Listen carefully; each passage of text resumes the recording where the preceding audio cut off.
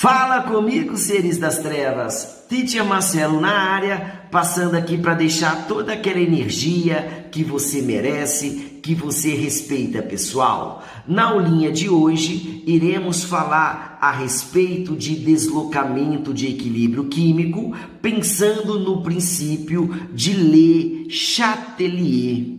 Esse cara foi o cara, ele falou assim: uma vez que eu tenho uma reação e eu tenho certeza que essa reação ela ocorre em função do equilíbrio químico e por algum motivo ela sofre uma perturbação externa.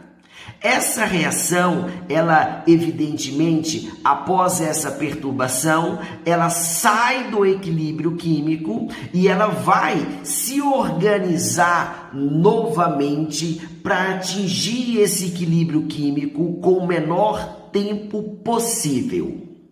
Tudo bem? Os fatores que podem alterar, podem deslocar o equilíbrio químico de uma reação são três. Eu tenho a temperatura, eu tenho a pressão e eu tenho a concentração.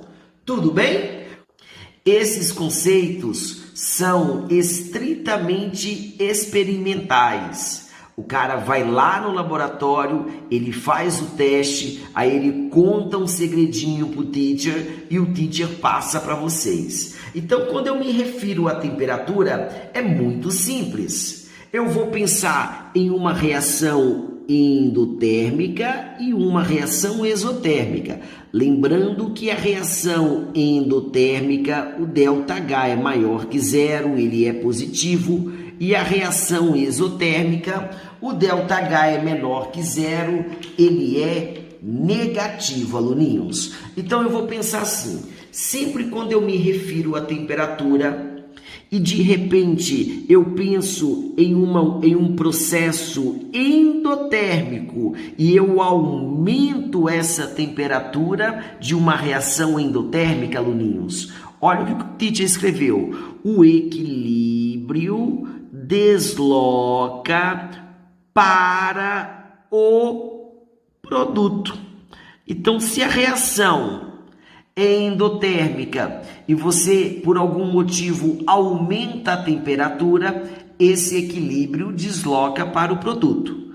Quando você reduz a temperatura, o equilíbrio desloca para a formação de reagente.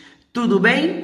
Para a reação exotérmica, o processo é inverso. Eu aumento a temperatura, o equilíbrio desloca para a formação de reagente. E se eu reduzir a temperatura, o equilíbrio desloca para a formação de produto.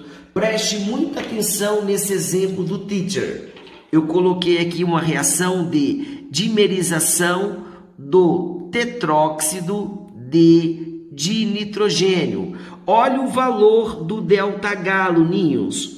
Esse ΔH é positivo, isso aqui é um processo endotérmico. Então, por exemplo, se eu falo assim, eu quero aumentar a produção de NO2. Como que eu aumento a produção? Aumentando ou reduzindo a temperatura? Pensa, aluninhos, esse cara, ele se encontra no produto. Essa reação, ela é endotérmica. O que eu tenho que fazer com a temperatura quando eu tenho uma reação endotérmica para o equilíbrio deslocar para o produto? Evidentemente, nós temos que aumentar a temperatura, aí sim desloca esse equilíbrio para a formação de produto. Combinado, moçada? Tamo junto? Quando eu me refiro à pressão, evidentemente, falou da pressão, eu estou imaginando o quê? Gás. Aluninhos, essa pressão ela é fofinha. Eu aumento a pressão, o equilíbrio desloca para o... Olha como que eu vou escrever. Menor volume gasoso. Aumentou a pressão, o equilíbrio desloca para o menor volume gasoso. E se eu reduzir a pressão, o equilíbrio desloca para o maior volume gasoso. Aluninhos, preste muita atenção nisso. Eu estou me referindo a volume gasoso. Nesse primeiro exemplo, isso aqui é um sólido. Preste muita atenção. Isso aqui é um gás, o volume dele seria meio mol e eu formo 1 mol de monóxido de carbono. Então, me ajuda. O volume gasoso do reagente seria meio mol. O volume gasoso do produto seria 1 mol. Ou seja, se eu aumento a pressão aqui, moçada, se eu aumentar a pressão, o equilíbrio desloca para o menor volume gasoso. O menor volume gasoso seria a formação de reagente. Então, nessa reação, quando eu aumento a pressão, vai formar mais reagente, pessoal. Tudo bem? Combinado? Agora, esse segundo exemplo, ele é incrível, incrível. Lembrando que sempre quando o cara fala assim, ó, aumentou a pressão, é a mesma coisa que reduzir o volume. Essa colinha é muito importante. Eu vou colocar aqui para você, ó, aumentou a pressão, a temperatura constante é a mesma coisa que reduzir o volume. E se ele fala assim, ó, reduziu a pressão, é a mesma coisa que aumentar o volume. Em alguns casos, ao invés dele falar que aumentou ou reduziu a pressão, ele fala em função de reduzir ou aumentar o volume. Então, fica atento com isso. Tudo bem, aluninhos? Nesse segundo exemplo, observa que eu tenho 1 mol aqui, 1 mol aqui. O volume gasoso de reagente é igual a 2. O volume gasoso de produto também é igual a 2. Quando isso acontece, aluninhos, aí o cara fala assim, ó, o que vai acontecer com o equilíbrio dessa reação se reduzir a pressão? Se reduzir a pressão, observa que eu tenho 2 mols de gás aqui, 2 mols de gás aqui. Nesse caso, moçada, não altera o equilíbrio.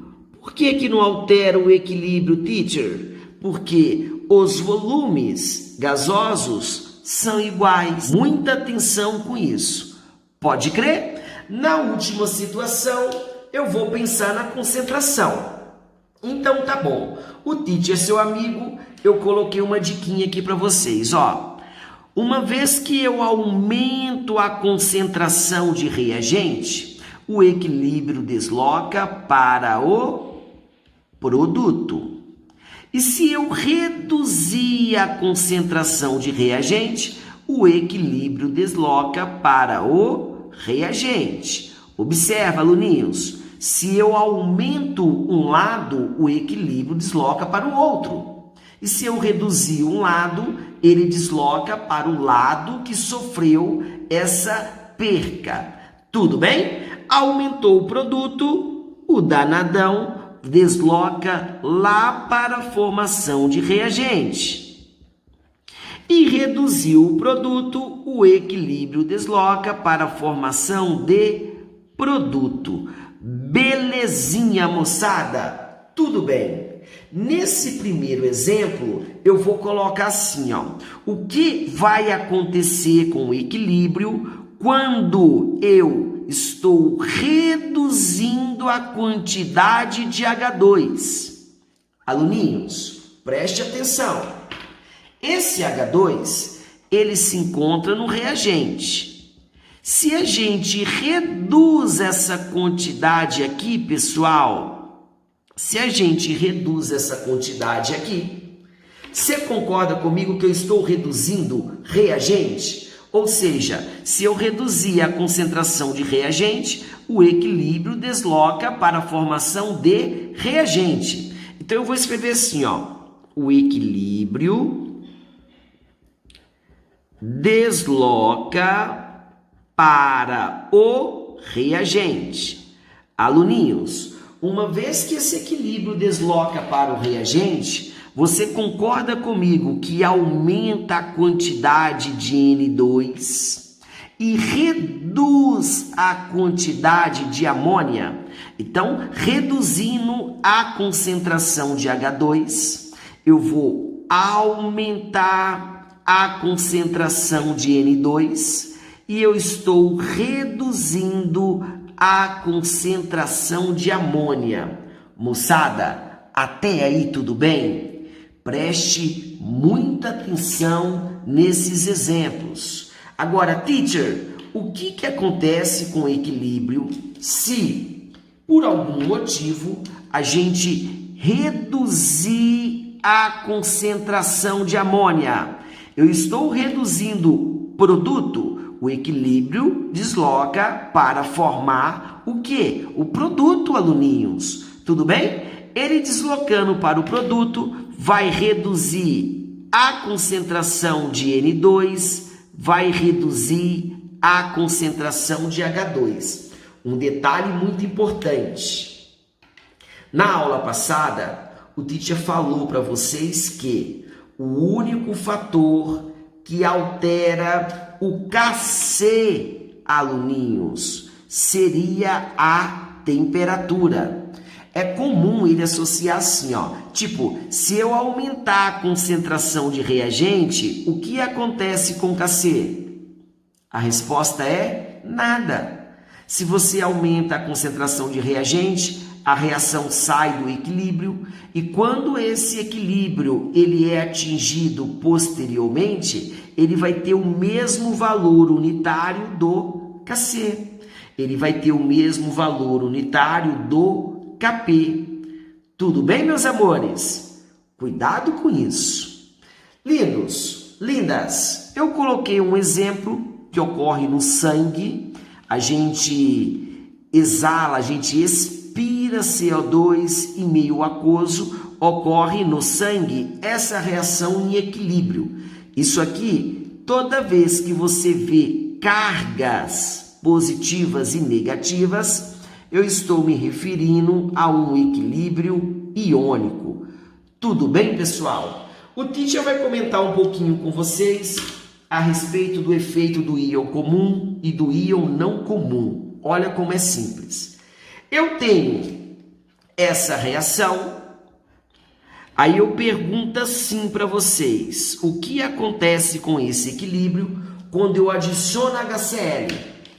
Isso aqui é um ácido de arrênios, esse cara em meio aquoso, isso aqui forma H+ e Cl-. Então, quando eu adiciono HCl, eu não tenho HCl aqui, aluninhos, eu não tenho Cl-, porém, eu tenho o quê? Eu tenho H+. Então, quando eu adiciono HCl, evidentemente, eu estou aumentando a concentração de reagente. Se eu aumento a concentração de reagente, o equilíbrio desloca para o produto. Ou seja, o equilíbrio desloca para o produto. Tudo bem? Agora, se o cara falasse assim, observou o efeito do íon comum? O H+ é comum nessa situação, ele está presente na equação de equilíbrio iônico. Agora, aluninhos, se eu adiciono uma base, essa base em água, em meio aquoso, isso aqui forma Na+OH-. Preste atenção no OH-. Se eu coloco uma base, esse OH-, ele vai neutralizar quem, aluninhos? Ele vai neutralizar o H+. Ou seja, vai reduzir a concentração de reagente. Se está reduzindo a concentração de reagente, porque esse H+, ele está sendo neutralizado com esse OH-, o equilíbrio desloca para o reagente. Belezinha, meus amores? Sim ou não? Agora, se eu adiciono NaCl nessa equação que ocorre na forma de equilíbrio iônico, esse sal de cozinha em meio aquoso, isso aqui forma Na+, e Cl-. A pergunta é, teacher, eu tenho NaCl aqui? Não. Eu tenho Na+ aqui? Não. Eu tenho Cl- aqui? Não. Ou seja, tudo que eu tenho nessa equação não aparece em nada nessa equação. Ou seja, não altera o equilíbrio. Tudo bem, meus amores? Um forte abraço, um beijo no coração de todos vocês e até breve.